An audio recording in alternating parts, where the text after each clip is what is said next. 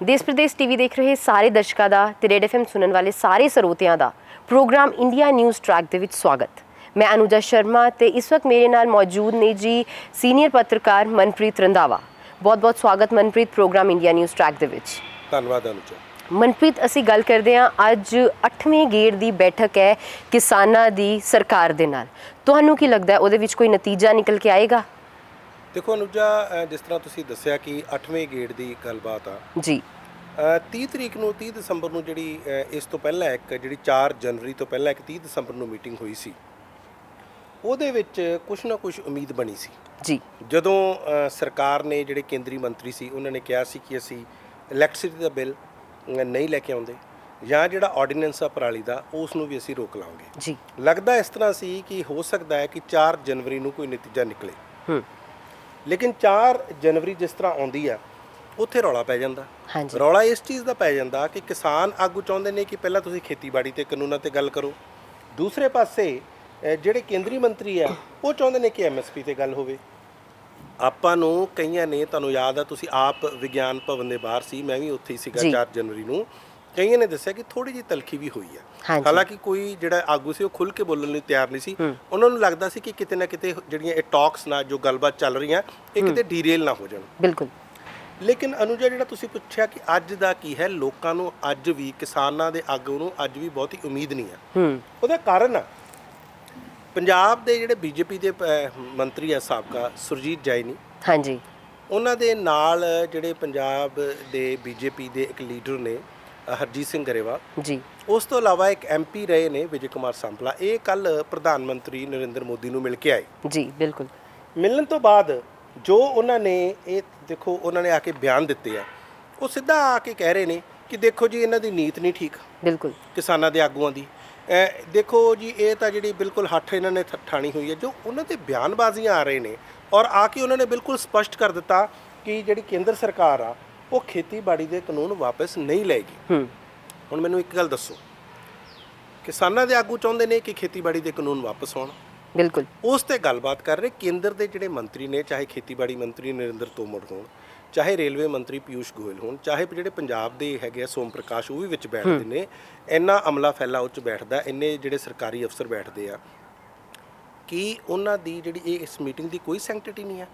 ਉਹ ਇਹ ਕਹਿ ਰਹੇ ਆ ਕਿ ਦੇਖੋ ਜੀ ਇਹ ਮੀਟਿੰਗਾਂ ਹੋ ਰਹੀਆਂ, ਲੇਕਿਨ ਜਿਹੜੇ ਕਿਉਂਕਿ ਕਿਸਾਨਾਂ ਦੀ ਜਿਹੜੀ ਨੀਅਤ ਆ ਆਗੂਆਂ ਦੀ ਉਹ ਠੀਕ ਨਹੀਂ ਆ। ਮਨਪ੍ਰੀਤ, ਇੱਥੇ ਤੁਸੀਂ ਗੱਲ ਕੀਤੀ ਕਿ ਜਿਹੜੇ ਲੀਡਰਸ ਹੈਗੇ ਆ, ਮਿਨਿਸਟਰਸ ਹੈਗੇ ਆ, ਇੱਦਾਂ ਹੀ ਕੱਲ੍ਹ ਖੇਤੀਬਾੜੀ ਮੰਤਰੀ ਜਿਹੜੇ ਤੋਮਰ ਜੀ ਹੈਗੇ, ਇਹਨਾਂ ਨੇ ਵੀ ਇੱਕ ਬਿਆਨ ਦਿੱਤਾ ਆ ਕਿ ਕਿਸਾਨ ਖੇਤੀ ਕਾਨੂੰਨ ਨੂੰ ਛੱਡ ਕੇ ਜਿਹੜੇ ਕਾਨੂੰਨ 'ਚ ਸੋਧ ਕਰਾਉਣ ਨੂੰ ਕਹੇਂਗੇ ਉਹਦੇ ਉੱਤੇ ਆਪਾਂ ਵਿਚਾਰ ਚਰਚਾ ਕਰਾਂਗੇ। ਇੱਕ ਪਾਸੇ ਤਾਂ ਕਿਸਾਨਾਂ ਨੂੰ ਵਿਗਿਆਨ ਭਵਨ 'ਚ ਸੱਦਿਆ ਜਾ ਰਿਹਾ ਆ, ਦੂਜੇ ਪਾਸੇ ਇਹ ਬਿਆਨ ਆ ਰਹੇ ਨੇ, ਇਹ ਕਾਹਤੋਂ? ਦੇਖੋ ਇਹੀ ਤਾਂ ਚੀਜ਼ ਆ, ਸਰਕਾਰ ਦੀ ਮਨਸ਼ਾ ਤੇ ਨੀਅਤ ਤੇ ਜੈਨੀ ਹੋਣੀ, ਗਰੇਵਾਲ ਹੋਣੀ ਜਾਂ ਜਿੰਨੇ ਵੀ ਮੰਤਰੀ ਆ ਬੀਜੇਪੀ ਦੇ, ਉਹ ਕਿਸਾਨਾਂ ਦੀ ਨੀਅਤ ਤੇ ਸਵਾਲ ਉਠਾ ਰਹੇ ਜੀ। ਮੈਂ ਕਹਿੰਦਾ ਜਿਹੜੀ ਕੇਂਦਰ ਦੀ ਸਰਕਾਰ ਦੀ ਨੀਅਤ ਆ ਇਹ ਕਿੱਥੋਂ ਤੱਕ ਠੀਕ ਆ। ਇੱਕ ਪਾਸੇ ਤੁਸੀਂ ਬਿਆਨ ਦੇ ਕੇ ਕਹਿ ਰਹੇ ਹੋ ਕਿ ਅਸੀਂ ਤਾਂ ਖੇਤੀਬਾੜੀ ਦੇ ਕਾਨੂੰਨ ਰੱਦ ਹੀ ਨਹੀਂ ਕਰਨਾ ਚਾਹੁੰਦੇ, ਅਸੀਂ ਕਰ ਵੀ ਨਹੀਂ ਸਕਦੇ, ਤੁਸੀਂ ਸੋਧਾ ਕਰਾ ਲਓ।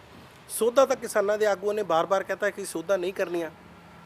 ਹੁਣ ਤੁਸੀਂ ਇੱਕ ਗੱਲ ਹੋਰ ਦੇਖੋ, ਇਹਦੇ 'ਚ ਇੱਕ ਨਵੀਂ ਗੱਲ ਕੀ ਆ ਰਹੀ ਆ। ਉਹੀ ਖੇਤੀਬਾੜੀ ਕਾਨੂੰਨ ਜਿਨ੍ਹਾਂ ਨੂੰ ਤੁਸੀਂ ਕਹਿੰਦੇ ਹੋ ਕਿਸਾਨਾਂ ਦੇ ਬੜੇ ਹੱਕ 'ਚ, ਤੁਸੀਂ ਉਹਨਾਂ ਵਿੱਚ ਸੋਧਾ ਕਰਾਉਣ ਲਈ ਤਿਆਰ ਹੋ, ਕਰਨ ਲਈ ਵੀ ਤਿਆਰ ਹੋ। ਤੁਸੀਂ ਅੱਜ ਇਲੈਕਟ੍ਰਿਸਿਟੀ ਜਿਹੜਾ ਬਿੱਲ ਆ ਉਹਨੂੰ ਵੀ ਰੋਕਣ ਲਈ ਤਿਆਰ ਹੋ। ਤੁਸੀਂ ਪਹਿਲਾਂ ਹੀ ਕਹਿਤਾ ਕਿ ਆਰਡੀਨੈਂਸ ਦਾ ਜਿਹੜਾ ਪਰਾਲੀ ਵਾਲਾ ਆਰਡੀਨੈਂਸ ਆ ਅਸੀਂ ਉਹਨੂੰ ਵੀ ਨਹੀਂ, ਉਹਨੂੰ ਵੀ ਰੱਦ ਕਰਨ ਲਈ ਤਿਆਰ ਆ। ਕਿ ਜੇ ਇਹ ਇੰਨੇ ਕਿਸਾਨਾਂ ਦੇ ਹੱਕ ਵਿੱਚ ਸੀ ਤੇ ਫਿਰ ਇਹਨਾਂ ਨੂੰ ਤੁਸੀਂ ਤਿਆਰ ਕਿਉਂ ਹੋ ਗਏ? ਸੋ ਤੁਸੀਂ ਆਪਣਾ ਹੀ ਲੌਜਿਕ ਨਹੀਂ ਦੇ ਪਾ ਰਹੇ। ਤੁਸੀਂ ਕਿਤੇ ਨਾ ਕਿਤੇ ਸਾਰੇ ਹੀ ਜਿਹੜੇ ਚਾਹੇ ਬੀਜੇਪੀ ਦੇ ਮੰਤਰੀ ਹੋਣ, ਚਾਹੇ ਇਹਨਾਂ ਦੇ ਜਿਹੜੇ ਆਪਣੇ ਲੀਡਰ ਹੋਣ, ਉਹ ਹਜੇ ਤੱਕ ਕਿਸਾਨਾਂ ਨੂੰ ਬਿਲਕੁਲ ਨਾਕਾਮਯਾਬ ਹੋਏ ਨੇ ਸਮਝਾਉਣ ਦੇ ਵਿੱਚ। ਬਲਕਿ ਇਸ ਤਰ੍ਹਾਂ ਦੀਆਂ ਜਿਹੜੀਆਂ ਉਹਨਾਂ ਤੇ ਇਲਜ਼ਾਮ ਲਾ ਰਹੇ ਨੇ, ਲਗਾਤਾਰ ਉਹਨਾਂ ਤੇ ਇਲਜ਼ਾਮ ਇਹ ਲਾ ਰਹੇ ਨੇ ਕਿ ਦੇਖੋ ਜੀ ਇਹਨਾਂ ਦੀ ਨੀਅਤ ਨਹੀਂ ਠੀਕ। ਇਸ ਤਰ੍ਹਾਂ ਦੀ ਚੀਜ਼ਾਂ ਸਾਰੀਆਂ ਗੱਲਬਾਤ ਨੂੰ ਜਿਹੜੀਆਂ ਡਿਰੇਲ ਕਰਦੀਆਂ। ਔਰ ਖਾਸ ਤੌਰ ਤੇ ਪ੍ਰਧਾਨ ਮੰਤਰੀ ਨਰਿੰਦਰ ਮੋਦੀ ਦਾ ਇੱਕ ਦਿਨ ਪਹਿਲਾਂ ਇਹਨਾਂ ਲੀਡਰਸ ਨੂੰ ਬੁਲਾਉਣਾ ਔਰ ਉਹਨਾਂ ਦਾ ਆ ਕੇ ਬਾਹਰ ਬਿਆਨ ਦੇਣਾ, ਮੈਨੂੰ ਲੱਗਦਾ ਕਿਤੇ ਨਾ ਕਿਤੇ ਜਿਹੜੀ ਇਹ ਚੀਜ਼ ਉਹ ਠੀਕ ਨਹੀਂ ਲੱਗਦੀ। ਮੈਨੂੰ ਨਹੀਂ ਲੱਗਦਾ ਜਿਸ ਤਰ੍ਹਾਂ ਦਾ ਬੀਜੇਪੀ ਦਾ ਅੜੀਅਲ ਰਵੱਈਆ ਮੈਂ ਕਹੂੰਗਾ। ਹੁਣ ਤੁਸੀਂ ਨਰਿੰਦਰ ਤੋਮਰ ਹੋਣਾ ਦੀ ਗੱਲ ਕੀਤੀ, ਹਾਂਜੀ, ਉਹ ਸਰਕਾਰ ਦੇ, ਕੇਂਦਰ ਸਰਕਾਰ ਦੇ ਨੁਮਾਇੰਦੇ ਨੇ, ਉੱਥੇ ਜਾ ਕੇ ਬੈਠ ਕੇ ਗੱਲ ਕਰਦੇ ਨੇ। ਲੇਕਿਨ ਅੱਜ ਉਹਨਾਂ ਦਾ ਬਿਆਨ ਹੁੰਦਾ ਕਿ ਇਸ ਤੋਂ ਇਲਾਵਾ ਅਸੀਂ ਗੱਲ ਨਹੀਂ ਕਰ ਸਕਦੇ, ਰੱਦ ਨਹੀਂ ਅਸੀਂ ਕਰ ਸਕਦੇ, ਬਾਕੀ ਤੁਸੀਂ ਸੋਧਾਂ ਕਰਵਾ ਲਓ। ਬਿਲਕੁਲ। ਤੇ ਫਿਰ ਆਪਾਂ ਮੀਟਿੰਗ ਕਿਸ ਚੀਜ਼ ਦੀ ਕਰ ਰਹੇ? ਫਿਰ ਤਾਂ ਸਟੇਲਮੇਟ ਆ ਗਿਆ, ਫਿਰ ਤਾਂ ਡੈਡਲੌਕ ਹੋ ਗਿਆ। ਸੋ ਮੈਨੂੰ ਕੋਈ ਬਹੁਤ ਜ਼ਿਆਦਾ ਉਮੀਦ ਨਹੀਂ। ਇਸੇ ਤਰ੍ਹਾਂ ਜਿਹੜੇ ਕਿਸਾਨਾਂ ਦੇ ਆਗੂ ਉਹਨਾਂ ਨੂੰ ਵੀ ਕੋਈ ਉਮੀਦ ਨਹੀਂ। ਕੱਲ੍ਹ ਹੀ ਜਿਹੜੇ ਜੋਗਿੰਦਰ ਸਿੰਘ ਉਗਰਾਹਾਂ ਭਾਰਤੀ ਕਿਸਾਨ ਯੂਨੀਅਨ ਦੇ ਉਗਰਾਹਾਂ ਦੇ ਬੜੀ ਵੱਡੀ ਜਥੇਬੰਦੀ ਆ ਉਹਨਾਂ ਦਾ ਬਿਆਨ ਆਇਆ ਕਿ ਇਹ ਕਿਹੋ ਜਿਹੀਆਂ ਗੱਲਾਂ ਕਰ ਰਹੇ ਨੇ। ਉਹਨਾਂ ਦੇ ਸੁਰਜੀਤ ਜੈਨੀ ਨੂੰ ਉਹਨਾਂ ਨੇ ਕਿਹਾ ਕਿ ਇਹਨਾਂ ਦਾ ਬਿਆਨ ਆ ਬੜਾ ਸ਼ਰਮਨਾਕ ਆ, ਇਹਨਾਂ ਨੂੰ ਆਪਣੇ ਇਸ ਤਰ੍ਹਾਂ ਦੇ ਬਿਆਨ ਨਹੀਂ ਦੇਣੇ ਚਾਹੀਦੇ, ਇਸ ਨਾਲ ਜਿਹੜੀ ਗੱਲਬਾਤ ਟੁੱਟਦੀ ਆ, ਆਪਸ 'ਚ ਭਰੋਸਾ ਵੀ ਟੁੱਟਦਾ। ਬਿਲਕੁਲ।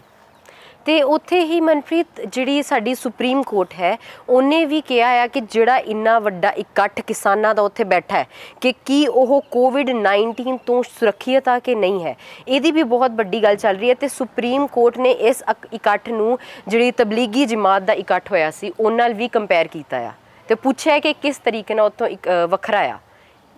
ਦੇਖੋ ਅਨੁਜਾ, ਇਹ 'ਚ ਮੈਂ ਸਾਫ਼ ਕਰਦਾ, ਫਰਵਰੀ ਦੇ ਮਹੀਨੇ ਦੇ ਵਿੱਚ ਜਦੋਂ ਹਜੇ ਕੋਵਿਡ-19 ਦੀ ਸ਼ੁਰੂਆਤ ਹੋਈ ਸੀ, ਤਬਲੀਗੀ ਜਮਾਤ ਦੀ ਬੜੀ ਵੱਡੀ ਇੱਥੇ ਮਰਕਜ਼ ਹੋਈ ਸੀ, ਇੱਕ ਮੀਟਿੰਗ ਹੋਈ ਸੀ ਔਰ ਬੜੇ ਸਾਡੇ ਜਿਹੜੇ ਚੈਨਲਸ ਨੇ ਮੇਨ ਸਟ੍ਰੀਮ ਨੇ ਉਹਨਾਂ ਨੇ ਉਹਨਾਂ ਤੇ ਬੜੇ ਇਲਜ਼ਾਮ ਲਾਏ ਸੀ ਬਿਲਕੁਲ ਕਿ ਦੇਖੋ ਜੀ ਇਹ ਤਾਂ ਹਿਊਮਨ ਬੌਮ ਨੇ, ਇਹ ਤਾਂ ਫੈਲਾ ਦੇਣਗੇ, ਕਰੋਨਾ ਫੈਲਾ ਦੇਣਗੇ, ਕੋਵਿਡ-19 ਫੈਲਾ, ਇਹਨਾਂ ਨੂੰ ਇੱਥੋਂ ਜਿਹੜਾ ਫਟਾਫਟ ਇੱਥੋਂ ਵਾਪਸ ਕੀਤਾ ਜਾਵੇ ਜਾਂ ਇਹਨਾਂ ਦੀ ਜਿਹੜੀ ਮਰਕਜ਼ ਆ ਉਹਨੂੰ ਕੈਂਸਲ ਕਰਕੇ ਇਹਨਾਂ ਨੂੰ ਵਾਪਸ ਭੇਜਿਆ ਜਾਵੇ। ਤੁਸੀਂ ਦੇਖੋ ਉਹਨਾਂ ਤੇ ਕੇਸ ਵੀ ਦਰਜ ਹੋਏ। ਪਹਿਲਾਂ ਇਸ ਗੱਲ ਨੂੰ ਕਰ ਲਈਏ, ਸਾਰੀਆਂ ਕੋਰਟਸ ਨੇ, ਚਾਹੇ ਉਹ ਬੰਬੇ ਹਾਈ ਕੋਰਟ ਹੋਵੇ, ਦਿੱਲੀ ਹਾਈ ਕੋਰਟ ਹੋਵੇ, ਇਲਾਹਾਬਾਦ ਹਾਈ ਕੋਰਟ ਹੋਵੇ, ਉਹਨਾਂ ਨੇ ਤਬਲੀਗੀ ਜਮਾਤ ਦੇ ਕਿਸੇ ਵੀ ਬੰਦੇ ਨੂੰ ਜੋ ਵੀ ਜਿਸਨੇ ਪਾਰਟਿਸਿਪੇਟ ਕੀਤਾ, 14 ਵੱਖਰੇ ਵੱਖਰੇ ਦੇਸ਼ਾਂ ਤੋਂ ਆਏ ਸੀ ਤੇ ਉਹਨਾਂ ਨੂੰ ਕਿਸੇ ਨੂੰ ਵੀ ਉਹਨਾਂ ਨੇ ਜ਼ਿੰਮੇਵਾਰ ਨਹੀਂ ਠਹਿਰਾਇਆ, ਬਲਕਿ ਮੀਡੀਆ ਦੀ ਕਲਾਸ ਲਗਾਈ, ਈਵਨ ਸਰਕਾਰ ਦੀ ਵੀ ਉਹਨਾਂ ਨੇ ਕਲਾਸ ਲਗਾਈ ਕਿ ਤੁਸੀਂ ਉਹਨਾਂ ਤੇ ਗਲਤ ਇਲਜ਼ਾਮ ਲਗਾਏ ਆ। ਇਸ ਨਾਲ ਭਾਰਤ ਦਾ ਇਮੇਜ ਬਾਹਰਲੇ ਮੁਲਕਾਂ ਦੇ ਵਿੱਚ ਬਹੁਤ ਖਰਾਬ ਹੋਇਆ ਜੀ। ਹੁਣ ਇਹਨੂੰ ਸੁਪਰੀਮ ਕੋਰਟ ਨੇ ਕਿਹਾ ਕਿ ਹਾਂ, ਸੁਪਰੀਮ ਕੋਰਟ ਦਾ ਇਹ ਤਾਂ ਜਿਹੜਾ ਇੱਕ ਤਰ੍ਹਾਂ ਦਾ ਐਪਰੀਹੈਂਸ਼ਨ ਆ ਜਾਂ ਡਰ ਆ ਕਿ ਇੱਥੇ ਕੋਵਿਡ-19 ਨਾ ਫੈਲ ਜੇ, ਤੁਸੀਂ ਇਸ ਦਾ ਧਿਆਨ ਰੱਖੋ, ਇਹ ਤਾਂ ਜ਼ਰੂਰ ਆ। ਲੇਕਿਨ ਤਬਲੀਗੀ ਜਮਾਤ ਨਾਲ ਕੰਪੇਅਰ ਕਰਨਾ ਮੈਨੂੰ ਲੱਗਦਾ, ਕਿਉਂਕਿ ਬੜੀਆਂ ਕੋਰਟਸ ਦੀਆਂ ਹੋਰ ਜਜਮੈਂਟਸ ਆ ਗਈਆਂ, ਉਹਨਾਂ ਨੇ ਤਾਂ ਤਬਲੀਗੀ ਜਮਾਤ ਨੂੰ ਬਿਲਕੁਲ ਕਲੀਨ ਚਿੱਟ ਦਿੱਤੀ ਹੈ ਕਿ ਉਹਨਾਂ ਵਿੱਚ ਤਾਂ ਕੋਈ ਪਾਇਆ ਹੀ ਨਹੀਂ ਗਿਆ। ਹਾਂਜੀ ਹਾਂ, ਜੇ ਭਾਰਤ ਸਰਕਾਰ ਇੰਨਾ ਜ਼ਿਆਦਾ ਉਹਨਾਂ ਨੂੰ ਫਿਕਰ ਆ, ਇਹਨਾਂ ਦਾ ਇੰਨੀ ਹਮਦਰਦੀ ਆ, ਤੇ ਫਿਰ ਕਾਨੂੰਨ ਰੱਦ ਕਰਕੇ ਮੀਟਿੰਗ ਬੁਲਾ ਕੇ ਸੁਪਰੀਮ ਕੋਰਟ ਦੀ ਗੱਲ ਸੁਣ ਲੈਣ। ਬਿਲਕੁਲ, ਸੁਪਰੀਮ ਕੋਰਟ ਨੇ ਕਿਹਾ ਕਿ ਹੋਲਡ ਕਰਕੇ ਕਾਨੂੰਨਾਂ ਨੂੰ ਇੱਕ ਪੈਨਲ ਬਣਾ ਲਓ, ਆਪਸ 'ਚ ਇੱਕ ਵਧੀਆ ਮਾਹੌਲ ਦੇ ਵਿੱਚ ਗੱਲਬਾਤ ਕਰੋ ਤੇ ਉਸ ਤੋਂ ਬਾਅਦ ਜੋ ਫੈਸਲਾ ਲੈਣਾ ਲੈ ਲਓ।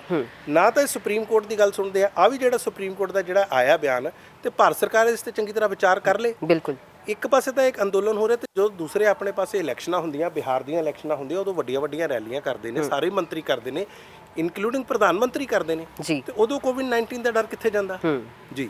ਤੇ ਜਿੱਥੇ ਆਪਾਂ ਗੱਲਬਾਤ ਕਰ ਰਹੇ ਹਾਂ ਕਿਸਾਨਾਂ ਦੇ ਪ੍ਰੋਟੈਸਟ ਦੀ, ਕੱਲ ਅਮਰੀਕਾ ਦੇ ਵਿੱਚ ਡੋਨਲਡ ਟਰੰਪ ਦੇ ਹਿਮਾਇਤੀਆਂ ਨੇ ਉੱਥੇ ਦੀ ਸੰਸਦ ਉੱਤੇ ਹਮਲਾ ਕਰ ਦਿੱਤਾ, ਜਿੱਥੇ 4 ਲੋਕਾਂ ਦੀ ਡੈਥ ਵੀ ਹੋ ਗਈ।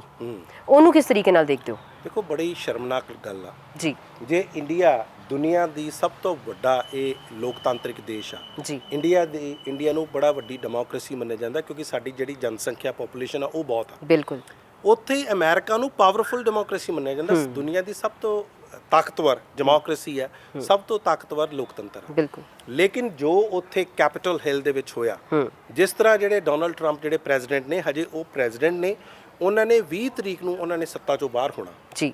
ਲੇਕਿਨ ਉਸ ਤੋਂ ਪਹਿਲਾਂ ਜਿਸ ਤਰ੍ਹਾਂ ਦੇ ਉਹਨਾਂ ਦੇ ਬਿਆਨ ਆ ਰਹੇ ਨੇ ਉਹ ਬਹੁਤ ਹੀ ਸ਼ਰਮਨਾਕ ਨੇ। ਡੈਮੋਕ੍ਰੇਸੀ ਨੂੰ, ਲੋਕਤੰਤਰ ਦਾ ਵਾਕਿਆ ਮੈਨੂੰ ਲੱਗਦਾ ਇਸ ਤੋਂ ਮਾੜੀ ਐਗਜ਼ਾਮਪਲ ਨਹੀਂ ਹੋ ਸਕਦੀ। ਜਿਸ ਤਰ੍ਹਾਂ ਉਹ ਕਹਿ ਰਿਹਾ ਕਿ ਦੇਖੋ ਜੀ, ਮੇਰੀ ਤਾਂ ਇਲੈਕਸ਼ਨ ਚੋਰੀ ਕਰ ਲਈ, my election has been stolen, this is the kind of words he is been spreading. ਹਾਂਜੀ, ਉਹਨਾਂ ਦਾ ਇਸ ਕਰਕੇ, ਬਲਕਿ ਟਵਿੱਟਰ ਨੇ ਹੋਇਆ, ਫੇਸਬੁੱਕ ਨੇ ਉਹਨਾਂ ਦਾ ਅਕਾਊਂਟ ਵੀ ਜਿਹੜਾ ਹੈਗਾ ਬੰਦ ਕਰ ਦਿੱਤਾ ਜੀ ਕਿ ਕਿਤੇ ਪ੍ਰੈਜ਼ੀਡੈਂਟ। ਸੋ ਇਸ ਤੋਂ ਜ਼ਿਆਦਾ ਸ਼ਰਮਨਾਕ ਗੱਲ ਕਿਸੇ ਲਈ ਹੋ ਨਹੀਂ ਸਕਦੀ।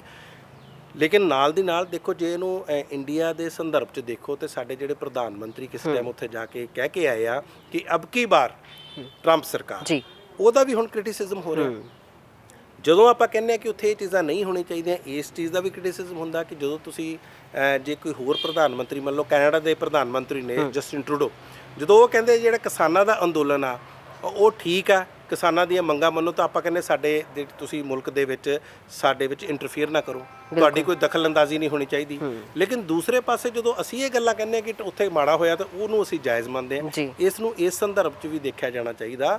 ਲੇਕਿਨ ਹਾਂ, ਲੋਕਤੰਤਰ ਦੇ ਨਾਤੇ ਮੈਂ ਇਹ ਗੱਲ ਸਾਫ਼ ਕਰ ਦੇਣਾ ਚਾਹੁੰਦਾ ਕਿ ਲੋਕਤੰਤਰ ਦੇ ਵਿੱਚ ਕਿਸੇ ਵੀ ਪ੍ਰਧਾਨ ਮੰਤਰੀ ਜਾਂ ਰਾਸ਼ਟਰਪਤੀ ਨੂੰ ਇਹ ਹੱਕ ਹੁੰਦਾ ਕਿ ਜੇ ਕਿਸੇ ਮੁਲਕ ਦੇ ਵਿੱਚ ਸਹੀ ਤਰ੍ਹਾਂ ਦਾ ਲੋਕਤੰਤਰ ਜਾਂ ਡੈਮੋਕ੍ਰੇਸੀ ਜਾਂ ਲੋਕਾਂ ਦੇ ਉੱਤੇ ਕੋਈ ਤਸ਼ੱਦਦ ਕੀਤਾ ਜਾ ਰਿਹਾ, ਉਹ ਹੱਕ ਬਣਦਾ ਉਸ ਦੇਸ਼ ਦੇ ਰਾਸ਼ਟਰਪਤੀ ਦਾ ਜਾਂ ਪ੍ਰਧਾਨ ਮੰਤਰੀ ਦਾ ਕਿ ਉਸ 'ਤੇ ਉਹ ਟਿੱਪਣੀ ਕਰ ਸਕਣ। ਬਿਲਕੁਲ, ਤੇ ਇਸ ਦੇ ਨਾਲ ਹੀ ਪ੍ਰੋਗਰਾਮ ਇੰਡੀਆ ਨਿਊਜ਼ ਟਰੈਕ ਦਾ ਸਮਾਂ ਸਾਨੂੰ ਹੋਰ ਇਜਾਜ਼ਤ ਨਹੀਂ ਦਿੰਦਾ। ਬਹੁਤ ਬਹੁਤ ਸ਼ੁਕਰੀਆ ਮਨਪ੍ਰੀਤ ਸਾਡੇ ਨਾਲ ਵਿਚਾਰ ਚਰਚਾ ਕਰਨ ਵਾਸਤੇ। ਕੈਮਰਾਮੈਨ ਸੁਨੀਲ ਦੇ ਨਾਲ ਅਨੂਜਾ ਸ਼ਰਮਾ, ਦੇਸ਼ ਪ੍ਰਦੇਸ਼ ਟੀਵੀ, ਚੰਡੀਗੜ੍ਹ।